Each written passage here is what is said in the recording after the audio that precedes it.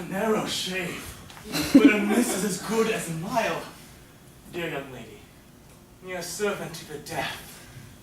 I wish for your sake I had joined the Bulgarian army instead of the other one. I am not a native Serb. No. You are one of the Austrians who set the Serbians on to rob us of our national language and to officer their army for them. We hate them. Not I, my lady. Don't hate me. I am a Swiss, fighting merely as a professional soldier. I joined the Serbs because they came first in the road from Switzerland. Be generous. You've beaten us hollow. Have I not been generous? Noble, heroic, but I'm not saved yet. This particular rush will soon pass on, but the pursuit will go on all night by fits and starts. I must take my chance to get off in a quiet interview. You don't mind my waiting just a minute or two, do you? Oh, no. I'm sorry that you'll have to go into danger again. Won't you sit? Thank you. Oh, don't frighten me like that, my lady. What is it? Your pistol! I'm staring that officer in the face all the time. What an escape. Oh. I'm sorry I frightened you. Pray take it to protect yourself against me. No use, dear lady. There's nothing in it. It's not loaded. Load it, by all means. I have no ammunition. What use are cartridges in battle? I carry chocolates instead. And I finished the last kick of that hours ago. Chocolates? Do you stuff your pockets with sweets like a schoolboy even in the field? Yes. Isn't it contemptible? I wish I had some now. Allow me. I'm sorry, I've eaten them all except these. You're an angel.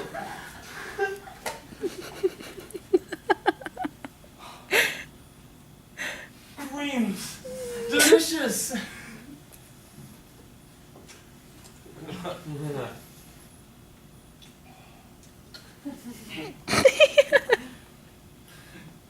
You can always tell an old soldier by the inside of his holsters and cartridge boxes.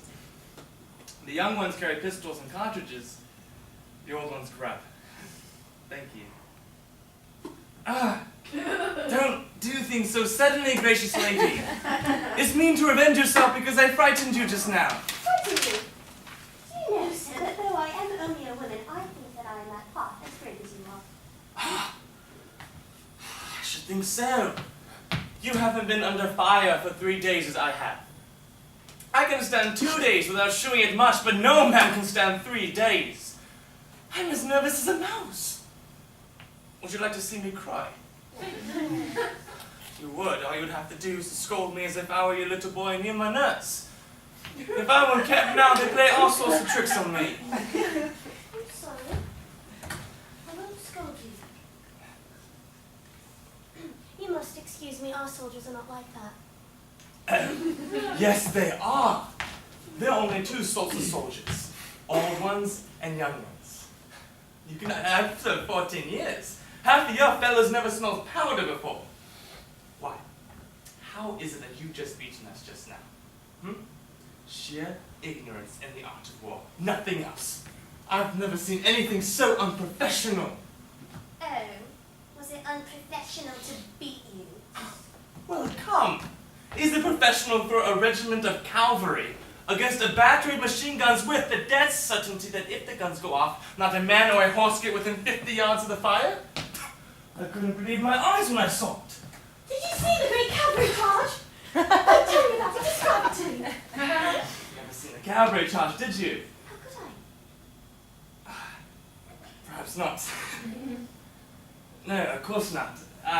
Well, it's a funny sight, really. It's like slinging a handful of peas against a window pane. First one comes, then 2 or 3 close behind him, and then all the rest in a lump. Yes, there's fun. Bravest brave. You should have seen the poor devil pulling at his horse. Why should he pull at his horse? I was running away with him, of course. Do you suppose the fellow wants to get there before the others would be killed? then all the rest come. You can tell the young ones by their wildness and their splashing. The old ones come bunched up under the number one guard. They know that they're mere projectiles and there's no use trying to fight. The wounds are mostly broken knees from the horses cannoning together. But I don't believe the first one is a coward. I believe he's a hero. That's what you'd have said if you saw the first man in the charge today. Oh, I knew it. Tell me about him. Describe him to me.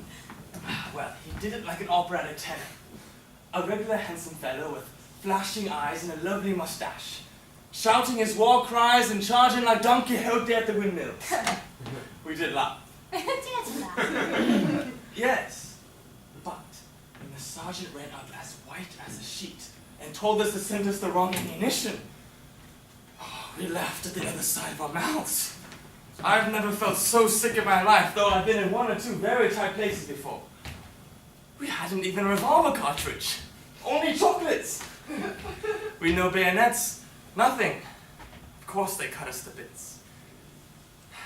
And there was Don Quixote, flourishing like a drum major, thinking he'd done the cleverest thing known, whereas he ought to be court-martialed for it. Of all the fools ever let loose on the field of battle, he was the very maddest.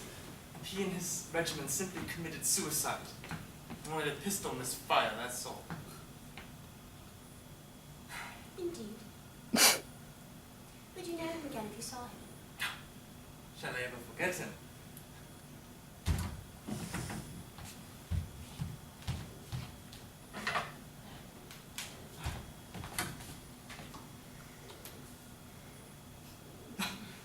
That is a photograph of gentleman, the patriot and hero, to whom I am betrothed.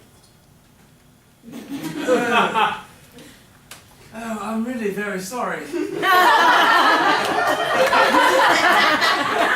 fair to leave me on? Huh? That's Don Quixote, all right. No doubt about it. Why do you laugh? I didn't laugh, my dear. I assure you, at least I didn't mean to. But when I think of him charging the windmills and imagining he was doing the finest thing. Give me back the portrait, sir. Of course.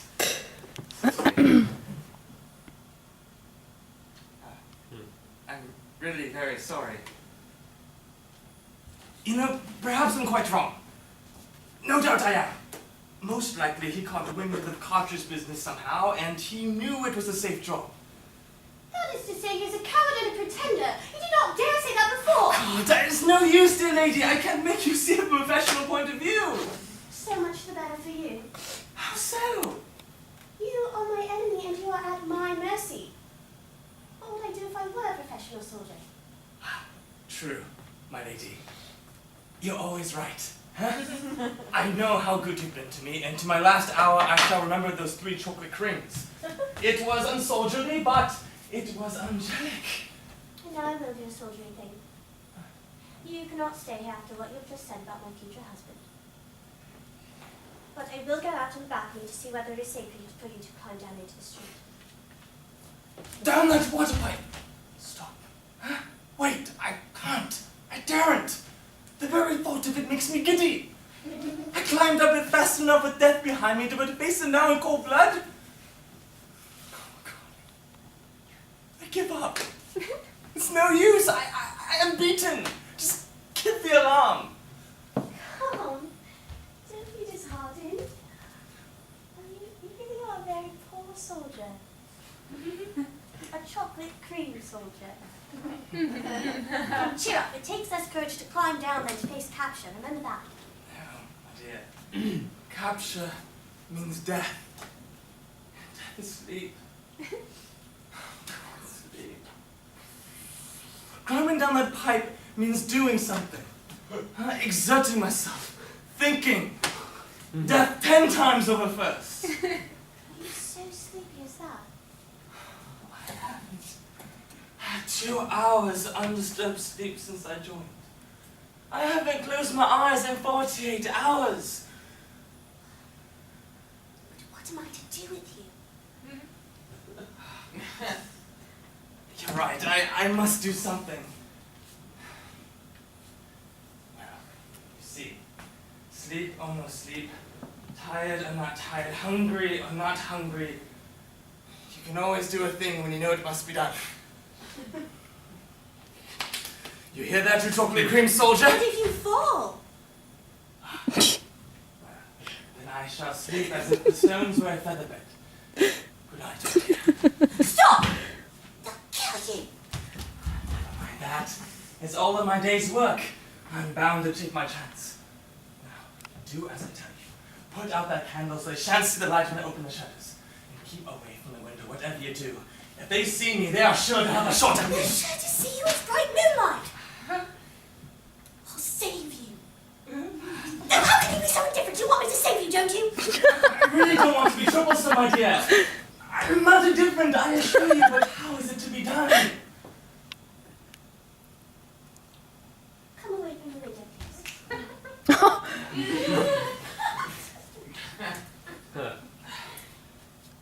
Now listen. You must trust our hospitality. You do not yet know in whose house you are. I am a pet cop. A pet what? I mean that I belong to the family of pet cops. The richest and best known in all of Bulgaria. Oh, yes, I beg your pardon. The Peckoffs! To be sure. How stupid of me.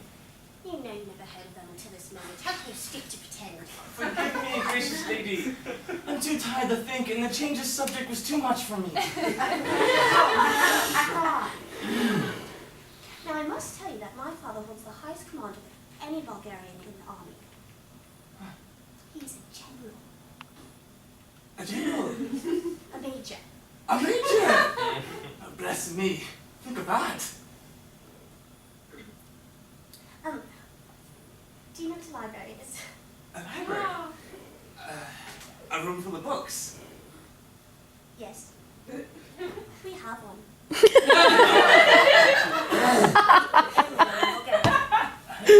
Actually, a real library. I should like to see that.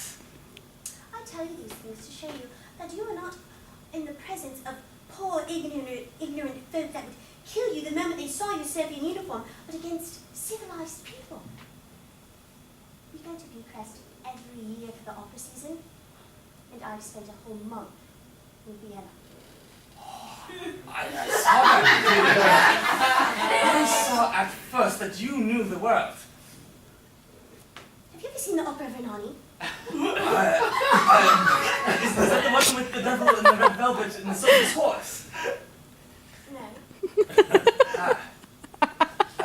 I don't know.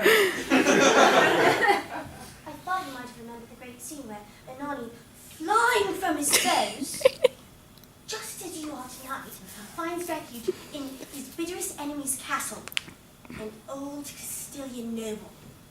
The noble refuses to give him up. His guest is sacred to him. Have your people got that notion?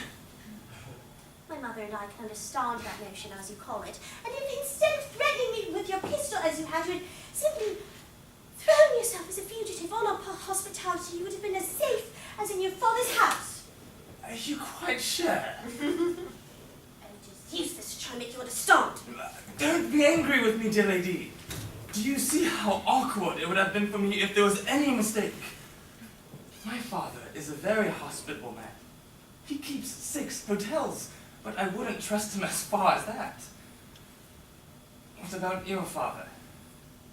He is with Slivnitsa fighting for his country. I answer for your safety. Here is my hand and pledge of it. That reassure you? You better not touch my hands, dear lady. I must have a wash first. Oh, that is very nice of you. I see that you really are a gentleman. Huh? You must not think that I'm surprised. Bulgarians have really good standing. People in our position wash our hands nearly every day. So I appreciate the delicacy. Take my hand.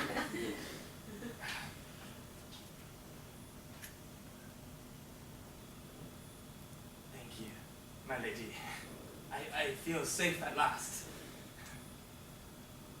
Now, would you mind breaking the news to your mother? I did not stay here secretly any longer than is necessary.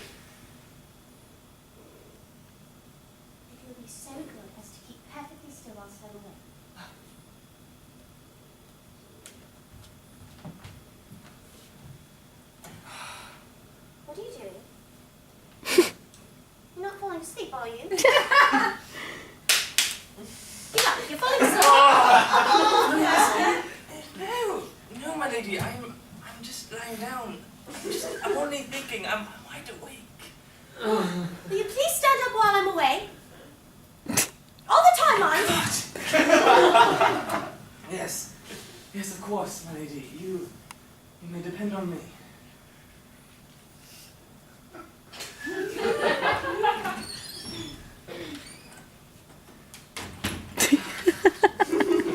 Sleep.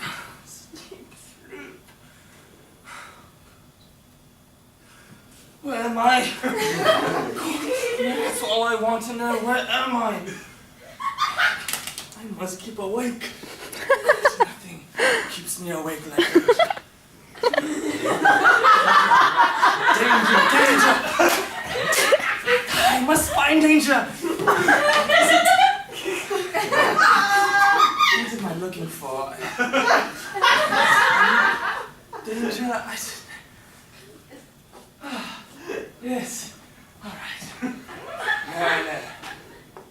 I'm going to go to bed, but not to sleep, because of danger. But not to lie down, because of danger.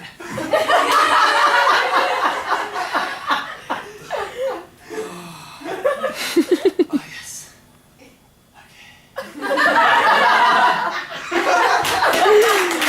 Oh my god. Longest scene ever.